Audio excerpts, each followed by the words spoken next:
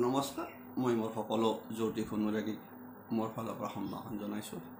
মই আজি আপোনালোকৰ লগত এটা বিশেষ বিষয়ৰ ওপৰত আলোকপাত কৰি কিছু কথা ক'ম। গতিকে বিষয়বস্তুটো অকণমান টাইপিকেল, কাৰণ আমি আমাৰ কুণ্ডলী বিশ্বত আমি যথেষ্ট যোগৰ কথা কওঁ, কিন্তু আন এটা শাস্ত্ৰ জ্যোতিষ শাস্ত্ৰৰ এটা যোগ আছে, যোগৰ কথা উল্লেখ আছে। সেই যোগটো অত্যন্ত অশুভ বুলি কোৱা হয়, বা সেই যোগটো আপোনাৰ জন্মকুণ্ডলীত থাকিবও পাৰে, আৰু আপুনি এই বৰ্তমান সময়তো আৰ্জিত দোষ হ'ব পাৰে।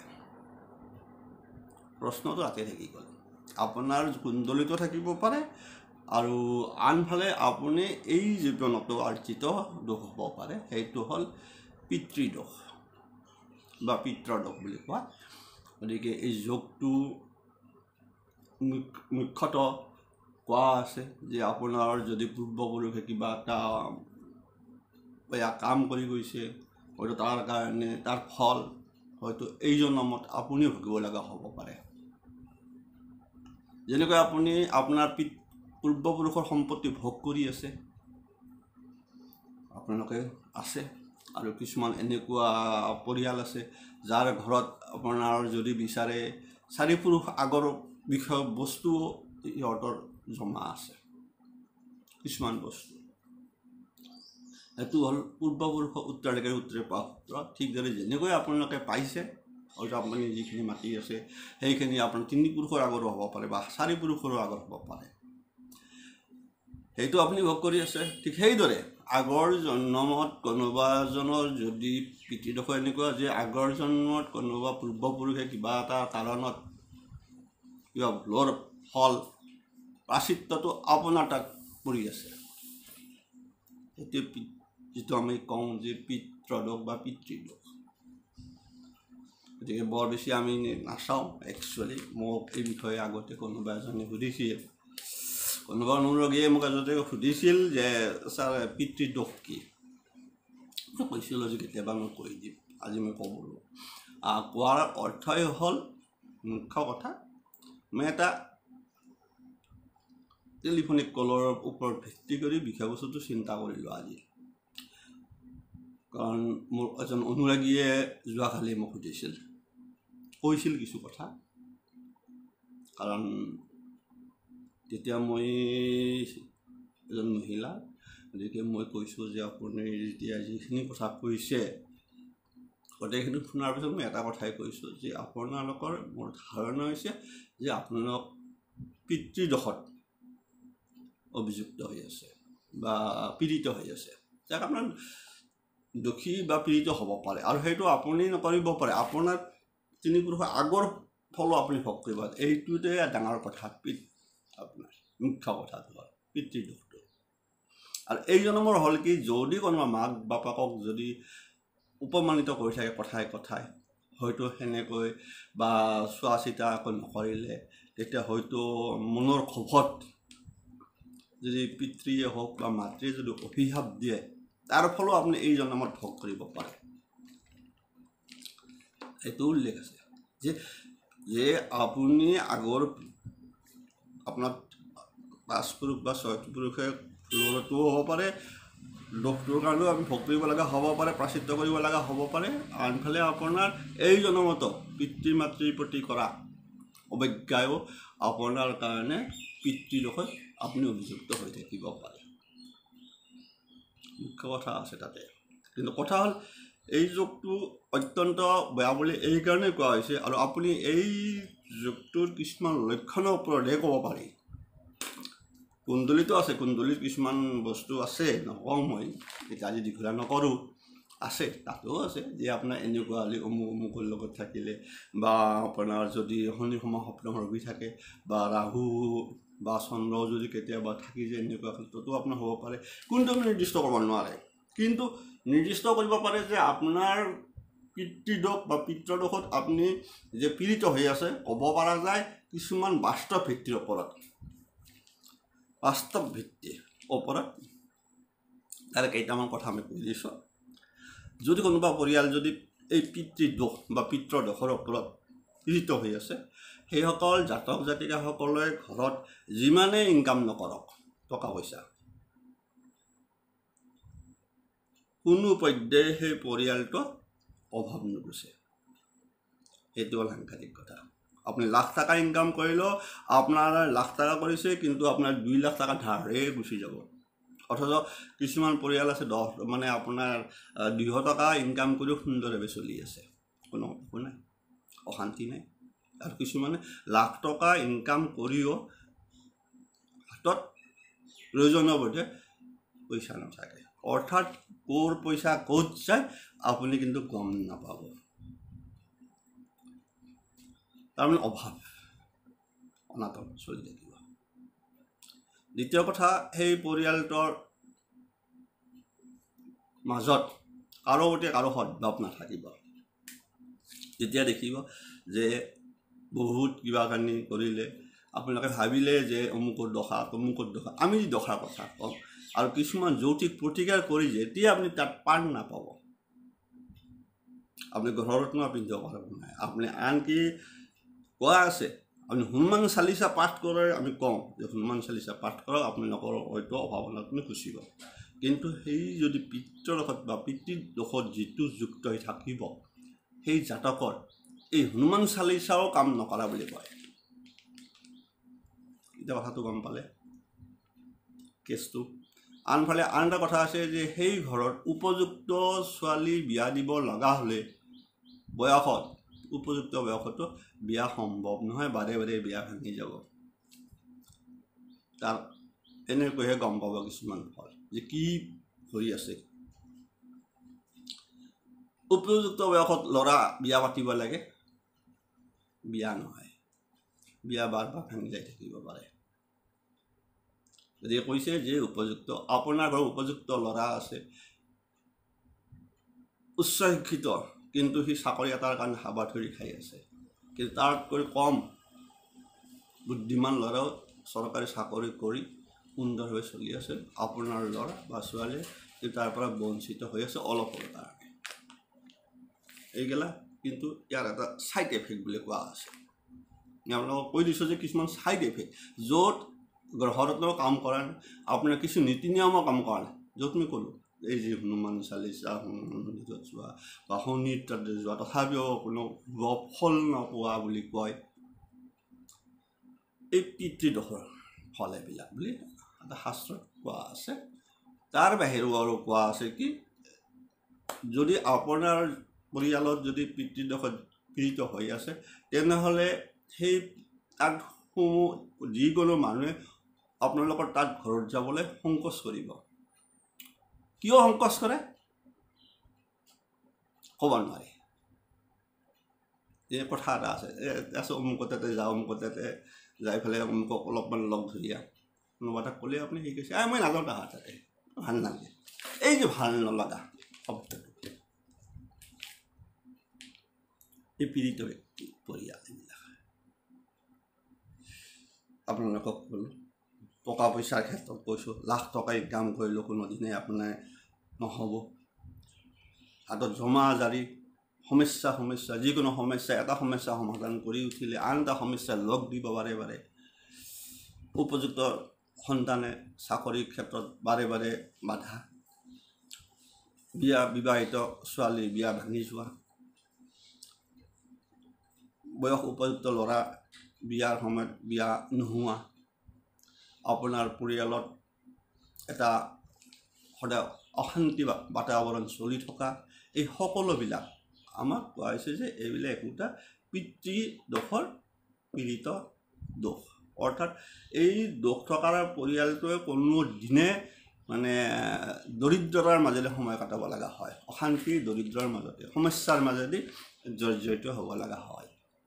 সেইটো কোৱা আছে। গতিকে কথা হ'ল কি, কিয় আহিলোঁ আজি ক'বলৈ, যোৱাকালি এজনী মহিলা মোক, মোৰ অনুৰাগী এজনী ফোন কৰাৰ কাৰণে আজি বস্তুটো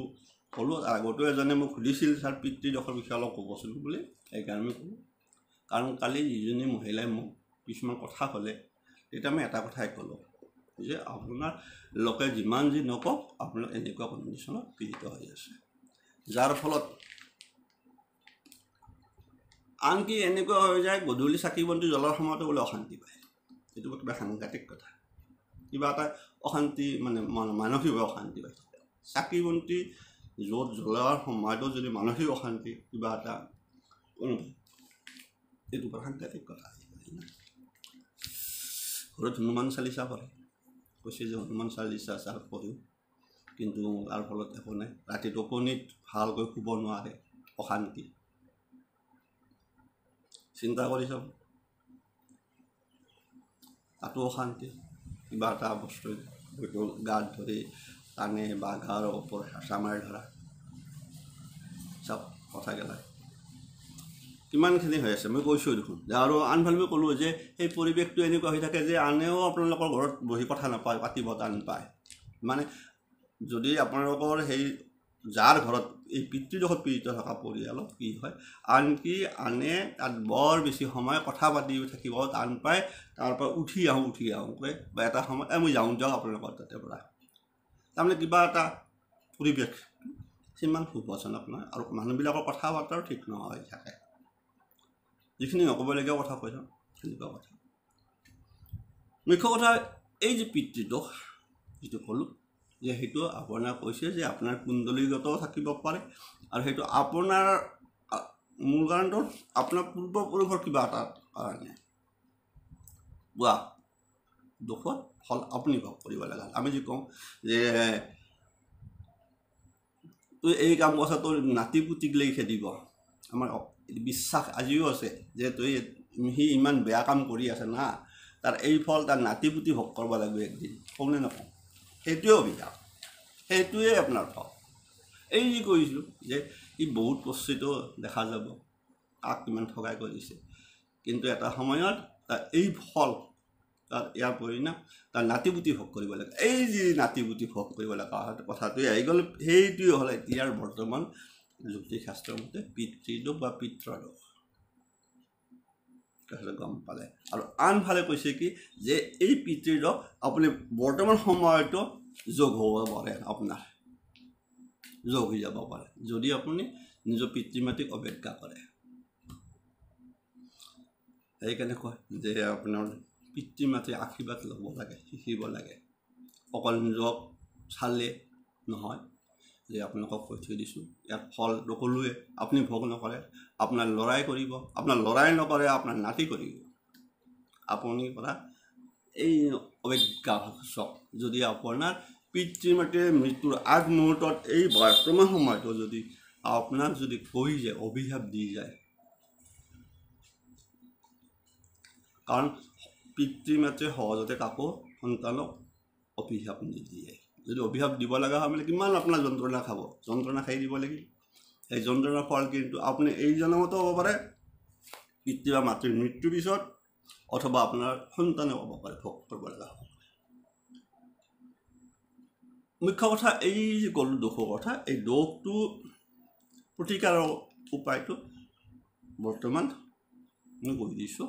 যিবিলাক সেনেকুৱা হৈ আছে, যাৰ টকা পইচাত জৰ্জৰিত হৈ আছে, কোনো গঢ় কাম কৰা নাই, কোনো আপোনালোকৰ নীতি নিয়ম কৰা নাই, কোনো বাস্তুশাস্ত্ৰৰ মতে চলত আপোনালোকে বাস্তুশাস্ত্ৰ পালন কৰাৰ পিছতো কোনো আপোনালোকে দৰিদ্ৰতাৰ মাজৰ পৰা উঠি আহিব পৰা নাই, তেতিয়া আপোনালোকে এটাই কাম কৰিব লাগে। কোৱা আছে এই বৰ্তমান চলি আছে পিতৃবৃক্ষ, এই পিতৃবৃক্ষ বুলি চলি আছে। গতিকে মই কৈছোঁ সেইসকল পৰিয়ালে বা সেইসকল লোকে বিশেষকৈ পিতৃবৃক্ষৰ গ'ল মুখ্য পিতৃবৃক্ষত কৰাতকৈ আটাইতকৈ ভাল হ'ল অমাৱস্যাৰ দিনা কিছু কাম কৰিব লাগে। মই দুটা কথাই কওঁ, আপোনালোকক দুটা কৰক, আৰু অহাকালি যদি পাৰে অহাকালি কৰি ল'ব। সেইকাৰণে আজি দিছোঁ, অহাকালি কৰি লওক। আপোনালোকক মই কৈছোঁ এই যিটো দোষ, সেই দোষৰ পৰা আপোনালোকে মুক্ত পাব কোৱা আছে। অথবা যদি কোনোবাই নোৱাৰে তেনেহ'লে আপোনালোকে এনেকুৱাকৈ কৰিব, এটা যিকোনো মাহৰ অমাৱস্যা লৈ পেলাই কৰিব কামটো, অমাৱস্যা লৈ কৰিব লাগে। এই দোষ খণ্ডন কৰাৰ কাৰণে অমাৱস্যাটো অত্যন্ত সোমাব ধৰা হৈছে অমাৱস্যাৰ দিনাখন আপুনি ৰাতিপুৱাৰ পৰা উপবাসে থাকি আপোনালোকে দুটা পদ্ধতিত কৰিব পাৰে মই কৈ দিলোঁ এটা অকণমান জটিল আছে আনটা কিন্তু সহজ আছে প্ৰথমটো মই কালি মই ক'লোঁ যিজনী মহিলাই কৰিছিল মই কৈছোঁ যে আপোনালোকে কাম কৰিব অহাকালি বিশেষকৈ মই কৈছোঁ যে আপোনালোকে পৰহি পৰিব অমাৱস্যাৰ দিনাখন আপোনালোকে পিতৃপুৰুষক পূৰ্বপুৰুষক উদ্দেশ্যে অকণমান আপোনালোকে যিটো আমাৰ পিণ্ড বুলি যিটো আমি কওঁ পিণ্ড বনাই মানে অৰ্থাৎ আপোনালোকৰ চাউলৰ গুড়ি আপোনাৰ দৈ গাখীৰ তাতে তিল কল এইখিনি অকণমান গোটেইখিনি সানি এটা পিণ্ড টাইপ কৰি আপোনাৰ নদীৰ পাৰত হওক বা পুখুৰীৰ পাৰত হওক আপোনালোকে ঘৰতে গা পা ধুই যাব কিছুমানে ক'ব যে ডুব মাৰি ফেলে সেইবিলাক আৰু দাই লগাব মই সেইটোত নাযাওঁ কাৰণ বহুত কথা কোনোবাই কিবা কাৰণত পানীত নমাই দিম মই মোৰ মতে আৰু সেয়াই মোৰ গাত লাগিব সেইকাৰণে মই কৈছোঁ যে আপোনালোকে ঘৰতে গা পা ধুই যাব সুন্দৰ থাকক উপবাস থাকক বাকী লগত লৈ যাব জোগাৰখিনি তাত ধূপ জ্বলাব চাকি বন্তি জ্বলাব কলপাতৰ ওপৰত দিব দি ফালে আপোনালোকে দক্ষিণমুৱা কৰি একচুৱেলি এইবিলাক দক্ষিণমুৱাকৈ দিব লাগে আপোনালোকক কৈ থৈ দিলোঁ দক্ষিণমুৱা কৰি দি আপোনালোকে কেৱল মনেদি ভাবিব যে আমি কি ভুল কৰিছোঁ বা আমাৰ যি ভুল হ'ল গতিকে এইখিনি আপোনালোকে গ্ৰহণ কৰি আমাক এই দোষৰ পৰা আমাৰ সমস্যাৰ পৰা আপোনালোকে মুক্ত কৰি দিয়ক আমাক আপোনালোকে এইখিনি গ্ৰহণ কৰক অন্তৰৰ পৰা ক'লে পূৰ্বপুৰুষে শুনিব বিশ্বাস এইটো কোনোবাই ক'ব পাৰে যে ইমান অন্ধবিশ্বাস নহয় চব কথা অন্ধবিশ্বাস বুলি কোৱা নহয় আমাৰ চলি আহিছে যিহেতু আমাৰ শ্ৰাদ্ধ তৰ্পণ এইবিলাক চলি আহিছে সনাতনীয়া মতে আমাৰ বৈদিক শাস্ত্ৰ গতিকে কোনোবাই মোক এইকাৰণে মই দিয়া নাছিলোঁ অকণমান যিহেতু সেনেহান ক'ব পাৰে যে কিন্তু কথাৰ বিশ্বাস গতিকে আপোনালোকে দি চাওক বিশেষকৈ অহাকালি দি দিয়ক আজি বস্তু যোগাৰ কৰক এতিয়া যে আপোনালোকে কি যোগাৰ কৰিব লাগিব একো নাই অকণমান দৈ গাখীৰ অকণমান চাউলৰ গুড়ি তাৰ লগত কল তাৰ লগত অকণমান তিল কিন্তু মুখ্য বস্তু দেই বিশেষকৈ পিতৃ দোষ খণ্ডনৰ মুখ্য বস্তু কিন্তু তিল গতিকে সেইখিনি গোটেইখিনি মিক্স কৰি ফেলে আপোনালোকে নদীৰ পাৰত হওক বা পুখুৰীৰ পাৰত হওক নামি যাব নালাগে নকওঁ নামি যাব কাৰণ কোনোবা সাঁতুৰিব নাজানে কোনোবা কম বুলি আপোনালোকে তাত ডুব মাৰি ফেলে আকৌ এখন বেলেগ হ'ব মই কৈছোঁ যে আপোনালোকে সেইবিলাকৰ প্ৰয়োজন নাই ভক্তিভাৱে ঘৰতে আপোনালোকে গা পা ধুই ভাল কাপোৰ যিকেইখন কাপোৰ আপোনালোকে ব্যৱহাৰ কৰা নাই দৰকাৰ নাই আপোনালোকে গামোচাৰ প্ৰতি উদংগাৰেও যাব পাৰে লগত দুখন কাপোৰ লাগিব এটা কথা লাগে যিকোনো বস্তু দুখন কাপোৰ লাগে বস্তু তলত আপোনালোকে সেনেকৈ যাওক যাই পেলাই বা আপুনি ভাল ভাবে সেনেকৈ যাওক যাই মই কোৱাৰ নিচিনা এইখিনি বস্তু বিশেষকৈ পিণ্ড টাইপ বুলি কওঁ যিটো গোটেইখিনি মিক্স কৰি আপোনালোকে তাত চাকি বন্তি ধূপ ধূনা জ্বলাওক কলপাত এখনৰ ওপৰত দি দক্ষিণমুৱাকৈ বস্তুখিনি স্থাপন কৰি দক্ষিণমুৱাকৈ আপোনালোকে সেয়া কৰি ক'ব আৰু যিহেতু আমাৰ দক্ষিণমুৱাটো জমলক বুলি কোৱা আছে গতিকে দক্ষিণমুৱাকৈ দিব লাগে এইবিলাক আৰু দিয়ক দি ফালে কওক যে এইখিনি গ্ৰহণ কৰক কথা হ'ল আপোনালোকে দিয়াৰ পিছত যেতিয়া আপোনালোকে আহ্বান কৰিব দি উঠি তাৰ পিছত যেতিয়া আপোনালোকে সেয়া কৰি উঠিব তাৰ পিছত কিন্তু উভতি চাব নালাগে এই বস্তুটো উভতি নাচাব কিন্তু কথা আছে তাতে আৰু যেহেতু অমাৱস্যাৰ কথা আহি পৰি গ'ল না বিশেষ কৰিব লাগে সেইকাৰণে আচলতে মুখ্য কথা পানীত ডুব মাৰিব নোযোৱাই ভাল তাতকৈ ঘৰত গা পা ধুই ল'ব সুন্দৰ হয় মই কৈ দিছোঁ কাৰণ অমাৱস্যা তাৰ কাৰণে কিমান বেয়া আহি থাকে কোনো নাজানে আৰু এইবিলাক দিয়াৰ সময়ত যিহেতু অমাৱস্যাৰ দিনা দিব লাগিব গতিকে আপোনালোকে যেতিয়া দিব তাৰপিছত আপোনালোকে কিবা শব্দও শুনিব পাৰে কোৱা আছে ঘূৰি নাচাব একান্ত মনেৰে আপোনালোকে পিছ মোৱা হয় তাক এৰি চিধা চিধি ঘৰত আহক আহি পেলাই যিখিনি কাপোৰ কানি দি গৈছিল সেইখিনি আপোনালোকে আকৌ বাহিৰে বাহিৰে জিকিয়াই দিব সেইবাৰ যে ঘৰত সেই কানি কাপোৰখিনি কালি মই ক'ব নহ'ল অৱশ্যে যদি সেই পৰিয়ালটো চাই আছে কৈছোঁ আপোনালোকে অহাৰ পিছত কিন্তু সুন্দৰভাৱে আকৌ সেই কানি কাপোৰখিনি পানীত জোৰে ধুই মানে দুজোবৰাই দি দিব যে আকৌ বেলেগ কাপোৰ দিব 1 নম্বৰ 2 নম্বৰ এটা আছে কৰিব পাৰে আপোনালোকে সেইটো সকলোৱে কৰিব পাৰে ধৰক আপোনালোকৰ ওচৰত পুখুৰী নাই বা নদী নাই তেতিয়াতো কথা আহি পৰিব ন ক'ব কথা তেতিয়াও আন এটা মানে দি থোৱা আছে পিতৃ খণ্ডনৰ কাৰণে তেতিয়া কোৱা আছে যে আপোনালোকে ৰাতিপুৱাৰ ভাগত গা পা ধুই উঠি আপোনালোকে পানী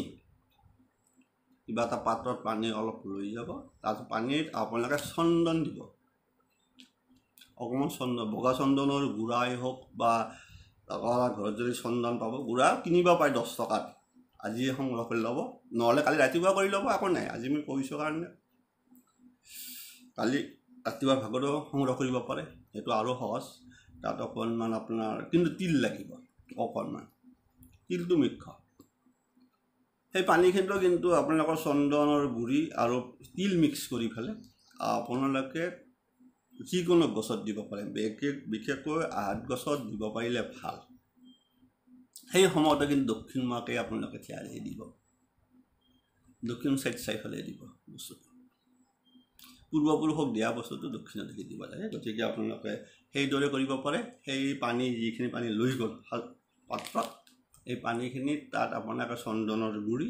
অকণমান তিল মিক্স কৰি সেইখিনি সেই গছৰ গুড়িত আহঁত গছৰ গুড়িত ঢালি আহক পূৰ্বপুৰুষৰ উদ্দেশ্যে আৰু যদি আহঁত গছ নাই কথা এইবোৰ আহঁত গছ নাই তেতিয়াহ'লে আপোনালোকে এটাই কাম কৰিব বিশেষকৈ যিকোনো গছৰ গুড়ি দিব পাৰে অকণমান ডাঙৰ গছৰ গুড়ি দি থৈ যাওক তেতিয়াও কোৱা আছে চাওকচোন খণ্ডনটো সেনেকৈ হয় মুঠতে উদ্দেশ্য এটা আপোনালোকৰ পূৰ্বপুৰুষৰ উদ্দেশ্যে হয় আপুনি যিকোনো গছৰ গুড়িত আহঁত গছত হৈছে প্ৰথম কথা কিন্তু আহঁত গছৰ নাথাকিলে কি কৰিব তেতিয়াও আপোনালোকে বেলেগ ডাঙৰ গছ যি দেখা পায় ওচৰে পাঁজৰে আছে তাত গৈ পানী আৰামছে আজিৰ সেইখিনি সংগ্ৰহ কৰক নহ'লে কালি ৰাতিপুৱা কৰি ল'ব আপুনি কালিৰ ভিতৰত দিবই লাগে কালি অমাৱস্যা আৰু পিতৃপক্ষ চলি আছে অত্যন্ত শুভ সময় আপোনালোকে কৰি চাওক যদি আপোনালোকৰ কোনো ঘৰত নাই কাম কৰা নাই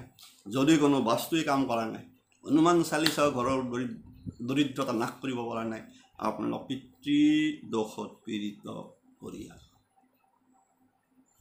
আজি আপোনালোকক ক'লোঁ মোক সুধিছিল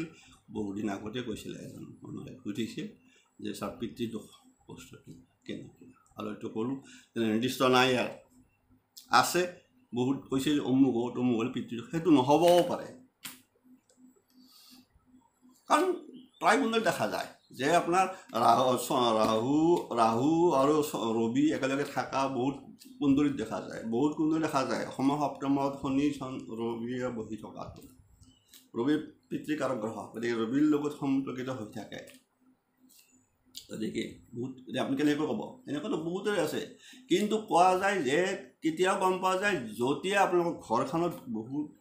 ইনকাম কৰি হাতত পইচা নাথাকে পৰিয়ালত আৰু আন এটা কথা আছে আপোনালোকৰ পইচা য'ত থ'ব তাৰ পৰা বাৰে বাৰে আপোনালোকে ক'ত পইচা থয় নিজেও পাহৰিব পইচা ইফালে ফালে হৈ থাকিব ক'ত ঘূৰি ক'ত যায় পৰিয়ালটো সেইটোৰ পৰা সাংঘাতিক কথা গতিকে এৰিলোঁ কৰিব এই দুটা কাম কৰিবচোন চাই লওক আপোনাৰ যদি আপোনালোকৰ দৰিদ্ৰতাৰ পৰা মুক্ত হ'ব বিচাৰিছে অশান্তি পাই আছে আপোনাৰ ঘৰত যদি বিবাহিত ছোৱালী যদি বিয়া হোৱা নাই বাৰ বাৰ ভাঙি আছে যদি ল'ৰাৰ যদি বিয়া নহয় আপোনালোকৰ তাত পৰিয়ালত তাত মানুহ আহিবলৈ টান পায় আপোনালোকৰ ঘৰত সোমাবলৈ মানুহ কথা পাতিব টান পায় আপোনালোক নিশ্চয় পিতৃদোষত পীড়িত ব্যক্তি আপোনালোক পৰিয়াল গতিকে এইখিনিৰ পৰা চাওক সকলে ডাল দৰিদ্ৰ কিয়নো আপোনালোকে অলপ কৰকচোন এইখিনি কৰি লওক আকৌ অন্ধবিশ্বাস বুলি নহয় বিশ্বাসেৰে লওক যে আপোনালোকে ভাবক যে আমাৰ কিবা এটা হয় কাৰণ কোৱা আছে যে পূৰ্বপুৰুষৰ আশীৰ্বাদ অবিহনে কোনেও জীৱনত উন্নতি কৰিব নোৱাৰে এই বাস্তৱ জীৱনত গতিকে পূৰ্বপুৰুষক স্মৰণ কৰাটো ভাল সেইকাৰণে পূৰ্বপুৰুষৰ উদ্দেশ্যে য'তেই নাযাওক চাকি বন্তি জ্বলাওঁতে আনকি যদি মন্দিৰত চাকি বন্তিও জ্বলাব যায় তেতিয়াও আপোনালোকৰ পৰিয়ালৰ যিকেইটা ব্যক্তি আপোনালোকে বন্তি জ্বলায়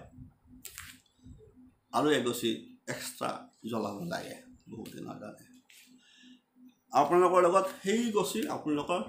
পূৰ্বপুৰুষৰ প্ৰতি স্বীকাৰ কৰি আহক মন্দিৰত বা নিজৰ